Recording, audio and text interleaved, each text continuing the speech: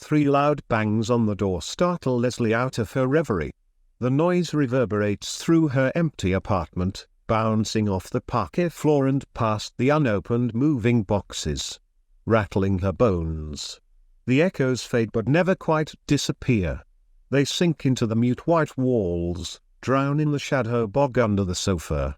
She sets her bottle of water on the kitchen counter.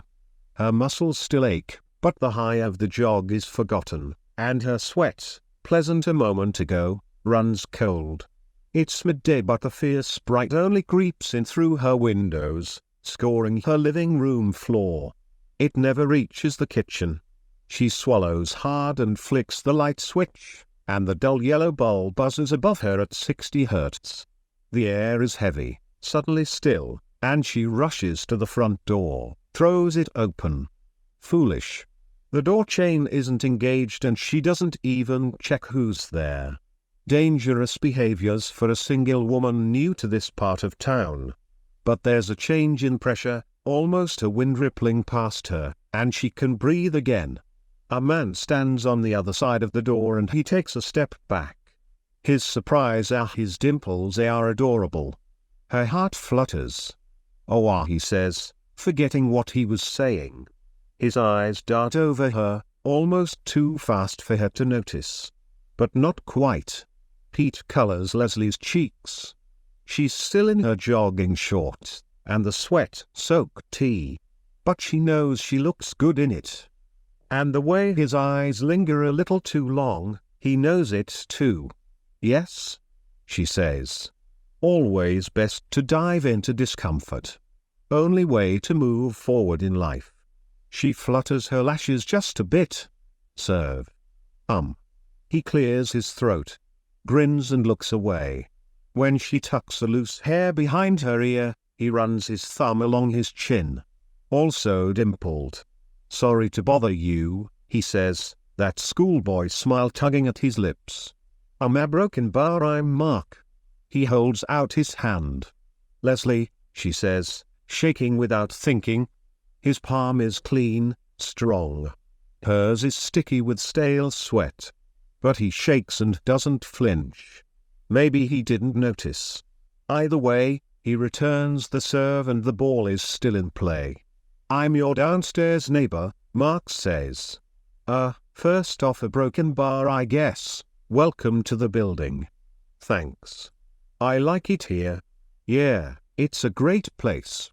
His smile melts into a frown, and he hesitates. What's up? She frowns too. The sun's in her eyes and she can't see the ball.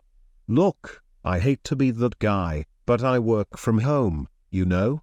It's just, it was pretty loud today, right in the middle of a call with a client.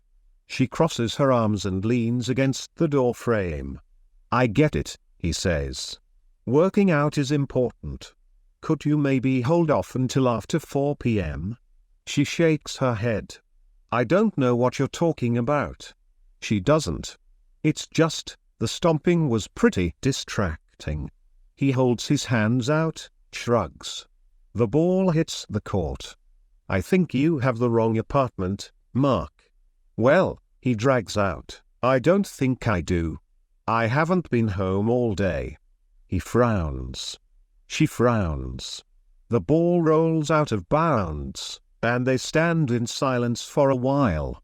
Okay, he says, rolling his eyes. She narrows hers. He retreats, and entreats, just please keep it down from now on. It wasn't me, she says, but he's already on the stairs going down.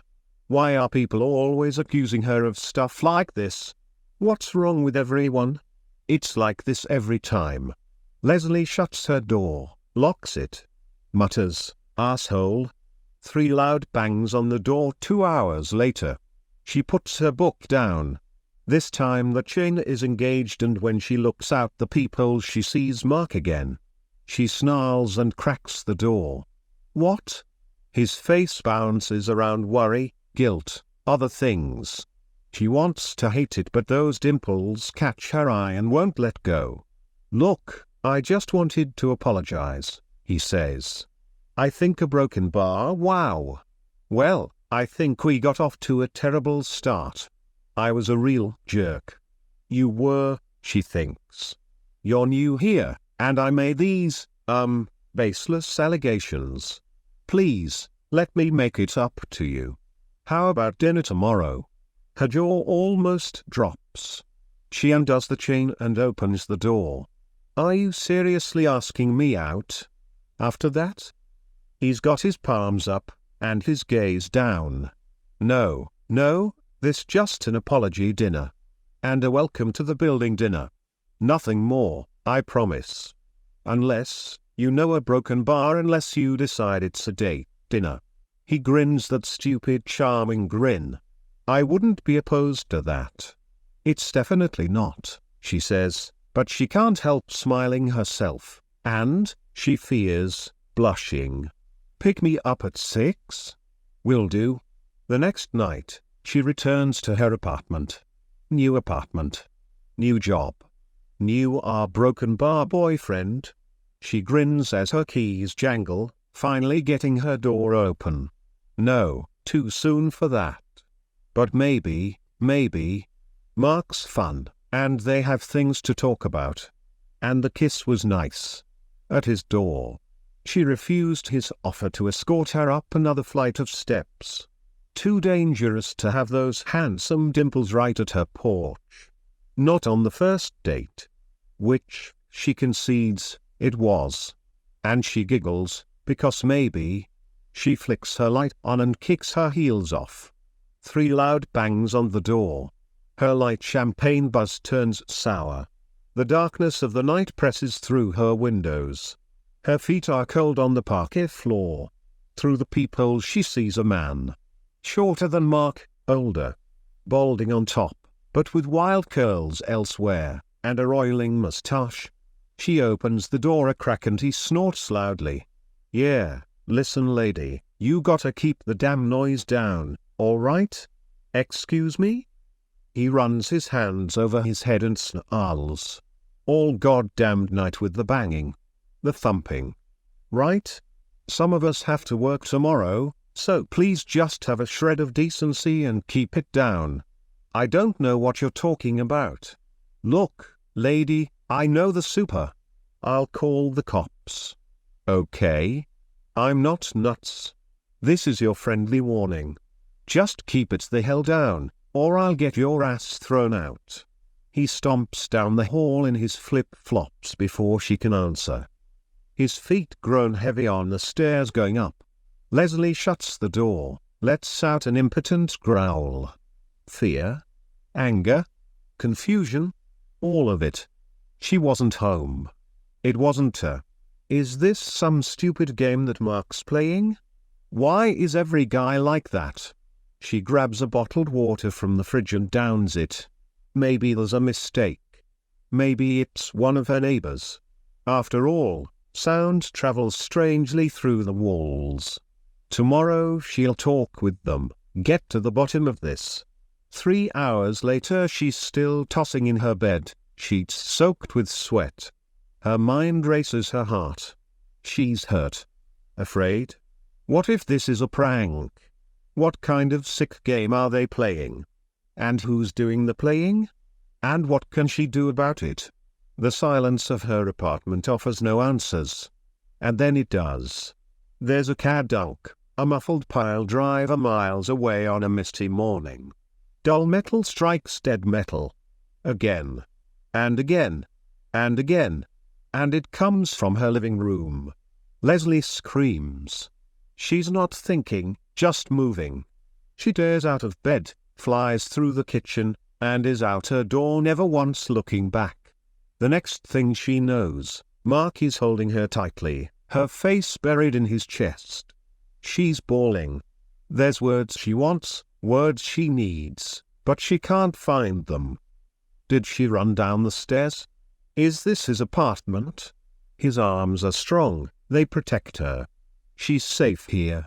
He sways with her and she allows him to calm her down. She takes a shuddering breath and the cup of water he offers.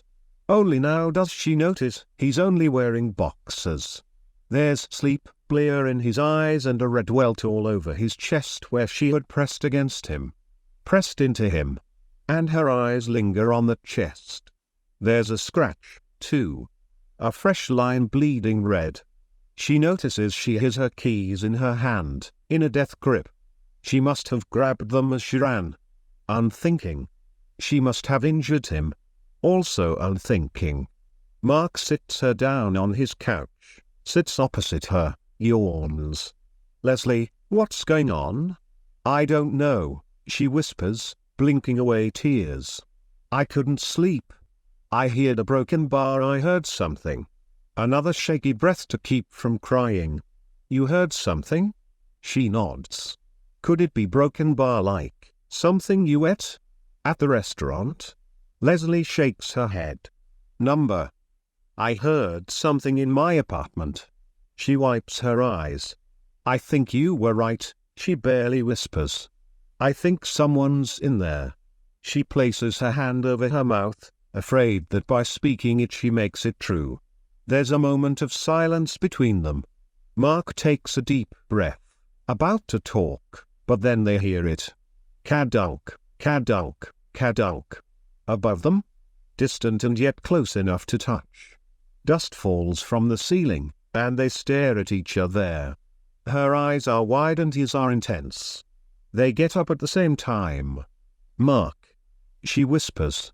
"Stay here," he says, his voice iron. "Where are you going?" A wooden Louisville Slugger rests against the wall. He picks it up, tests the familiar grip. Grim satisfaction on his face. "Stay here," he says again. "I'm going to handle this." Mark leaves and Leslie sinks to the floor, covering her face. She couldn't move even if she wanted to. She hears the noise in her apartment again, and then his distant footfalls on the stairs. A moment later, she hears him above her. There's a muffled "Who's there?" as he rushes from the kitchen to the living room. A fuzzy "Show yourself." As he darts into the bedroom and bathroom. His bare feet squeak against the parquet floor. He moves again, to the living room, and there's one more muffled, "Is that you?" Kadunk. And then there is silence. It takes Leslie 10 minutes to realize that there's nothing more upstairs. 10 minutes without a single sound. 10 minutes of squirming, alone, on Mark's floor. Where did the time go? She wants to crawl out of her own skin and hide somewhere, but she doesn't know where. She decides she needs to do something. Maybe Mark needs help. Maybe he's injured. She thinks about calling the police, but how long would it take them to respond? Maybe Mark doesn't have the time. She steels herself and picks up her keys. And she goes upstairs. When she gets to the landing of her floor, she sees the door to her apartment is open. Shadows spill out of it into the dim hall. Her heart pounds and her throat is dry. Each step she takes, the old floor creaks under her. She whispers "Mark?" But it's so quiet even she can't hear herself.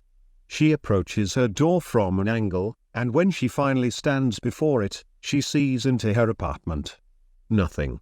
Just her empty floor, her still-to-be-unpacked boxes, and nothing else. No intruder. No sign of Mark. No pool of blood. Just the bat, right at the threshold, and nothing else. She takes the bat you never know and then flinches from the nothing in her apartment. Because nothing is still something too. Standing at the door, she finds each breath harder to take than the last. Finds the sound of her own heartbeat growing dimmer and more distant. Finds the light at the edge of her vision growing quiet. Finds herself drawn to step inside. She lunges for the doorknob, slams the door, and locks it. From the outside. And then she runs back down to Mark's and slams the door too. Leslie places the shopping bag, heavy with groceries, beside the door, and she unlocks it. She steps inside, her heart hammering. Immediately she locks the door again, and her hand caresses the bat which has become her constant companion. This is the first time she's left Mark's apartment in a week, but she's eaten everything he had. She's wearing his oversized clothes, because hers area broken bar elsewhere. She doesn't think where. She doesn't like to think where, but she can't stop thinking about it either. But she needs to get moving, to stop cowering. A week is long enough. She's used up her sick days, and Mark's not coming back. Mark has a broken bar again. She doesn't want to think about that. And again, she can't stop. She managed to go shopping though. That was a triumph. 3 or so hours outside. She can do this. Return to normal. She snorts. What is normal about this? She lives in someone else's apartment, because hers is a broken bar. She doesn't know what. But it's been quiet for a week, so maybe whatever it is behind her. She knows her current arrangement can't last, that eventually someone will notice something, but that's a problem for another day. One step at a time. She opens the fridge and grabs a carton of eggs from her grocery bag. 3 loud bangs on the door. The carton falls on the floor, emitting a wet, subdued crunch. Leslie approaches the door, her hand trembling towards her bat. She sees a little old lady outside, the kind of adorable granny that would canvass a neighborhood for a church fundraiser. Leslie exhales, feeling relief. She opens the door. "Hello, dear," the old woman says, with a beatific smile. "I'm Matilda, your downstairs neighbor. I hate to be a bother, but would it be possible for you to keep that thudding noise down? It's been going on all afternoon."